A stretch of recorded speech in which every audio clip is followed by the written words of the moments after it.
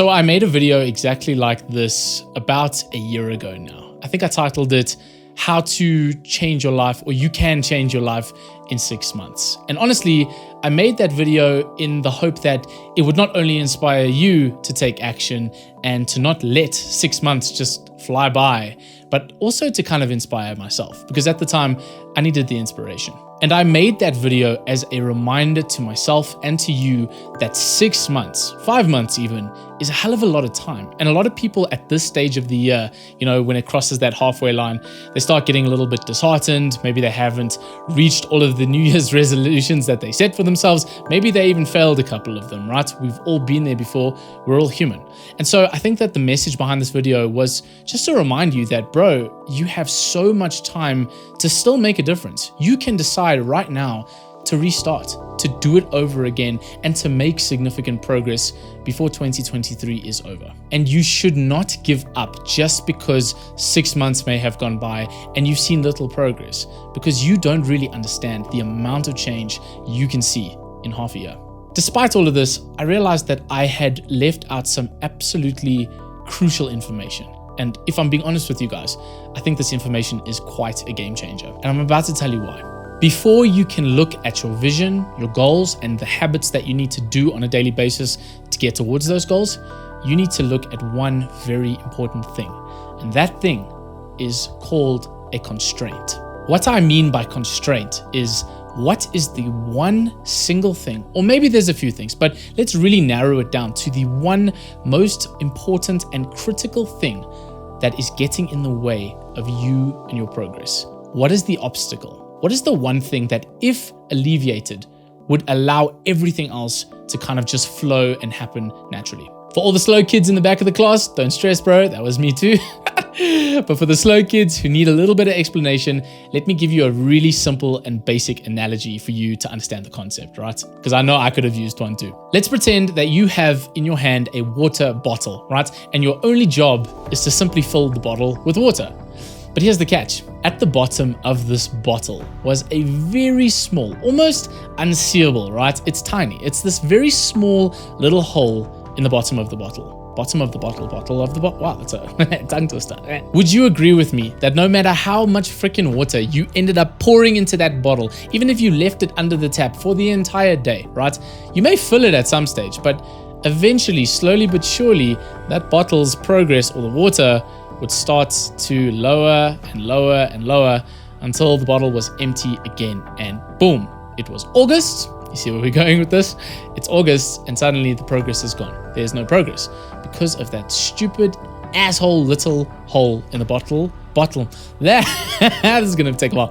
The bottom of your bottle. There we go. Now, if you're a complete moron, and because you watch this channel, I know that you aren't, right? So let's pretend you are a complete moron, and you sit there the whole day trying to fill this damn bottle. Even though there's a little hole at the bottom of the bottle, you would obviously never be able to fill it long term. It would not work. A smart man would obviously know that if he wanted to preserve the water, he would have to fix the leak. He'd have to tape that son of a gun up. He'd have to do the repairs on that one little thing, or the one little constraint, in order to fill up progress for his life. Or in other words, his bottle. Because if he doesn't, bro, no matter how much effort this poor guy just like tries to fill this bottle over and over again, no matter how much water he pours in, the water will always leak out from the weakest point. But here's the thing, right? If you don't know that there's a leak in your bottle, how can you fix it? So you need to be able to identify the leak in the first place. You need to be able to identify your constriction, the weak point in your bottle of life, so that you can start to finally make progress. And like I said, once that little hole gets patched, the bottle will overfill, because now there's nothing holding you back.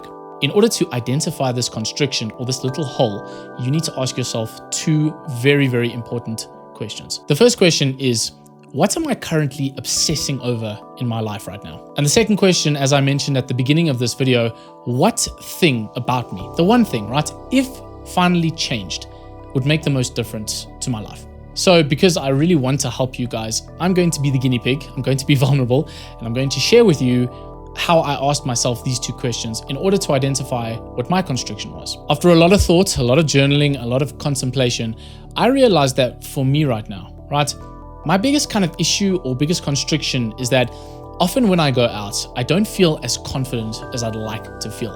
And the main reason for this lack of confidence, so to speak, is because I don't really feel attractive. And so every time I go out, I just don't feel like the most attractive version of myself. That makes me a little bit insecure. And so before I even knew about this whole fixing your constriction, I was just trying all these other various things, these tactics, these strategies, in order to boost my confidence. Because as I said, I thought that it was my confidence that was taking a hit. And so I thought, okay, what does one do to become confident, right? I practiced affirmations. I looked at myself in the mirror and I, said to myself, bro, you're looking good today. Like, you are confident. I am proud. I am brave. All this kind of like law of attraction affirmation stuff. Don't laugh at me. You've been there before, I'm sure. I journaled by reframing my thoughts. I meditated often. Heck, I even did, what is it called? I did a thing called Hypnobox, which is like hypnotizing yourself for success. And even though I don't think there's anything wrong with that, I was doing all these weird and wonderful things to try to fix my subconscious mind and become more confident in myself, right? And even though these things are good and they should be practiced, I still really wasn't seeing the results that I wanted. None of these things were addressing the root cause of the hole at the bottom of my bottle. And when I finally sat down with myself and I thought to myself, okay, what is the actual reason I don't feel confident right now? Why don't I feel attractive? It just hit me and I thought to myself, wow, it's such a simple answer, but I wasn't willing to face it.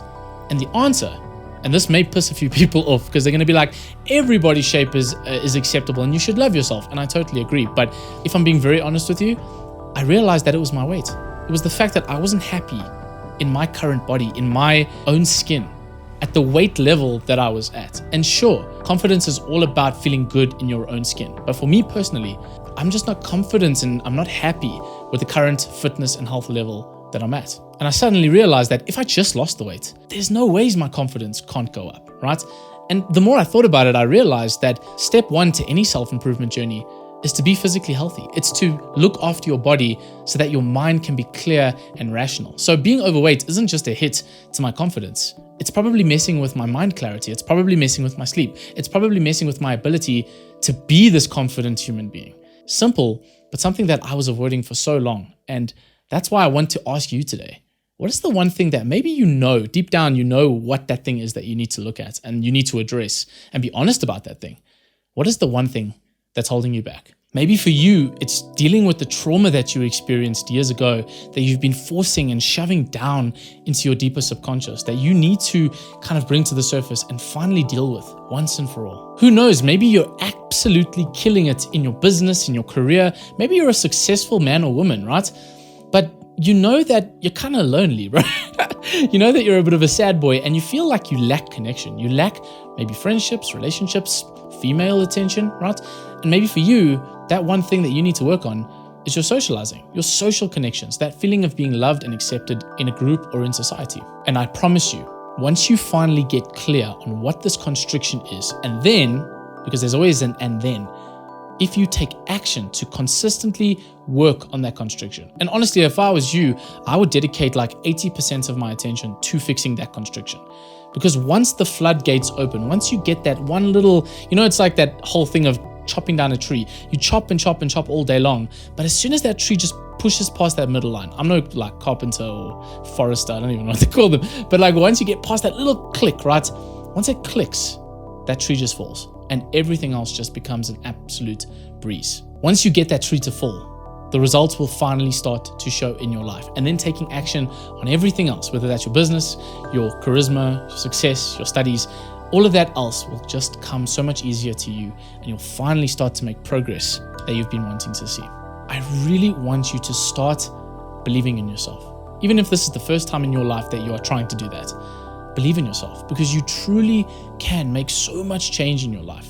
You do have control over improving pretty much any aspect of your life that you want to change or improve, right? But you have to believe you can, because if you don't, and if you don't have that growth mindset, everything in life is always going to be against you. Trust in the fact that you have what it takes to make progress, even if that progress is small and it's step by step by step. I believe in you. And I know that if you really dig deep and you really find a reason to keep on going and a reason to change, and you do what I've told you today, you identify that constriction and you get rid of it, I promise you, my friend, You will see so much ridiculous change in your life that you'll be stunned. Don't let the constraints hold you back. Don't let them prevent you from making the change that you want to make in your life. Because at the end of the day, you've only got one, and you want to make the most of that one life that you have. So identify the constraint, figure out what it is that you have to do to face off with the one thing that's holding you back, and believe in yourself. Because my friend, I believe in you. You got this, bro.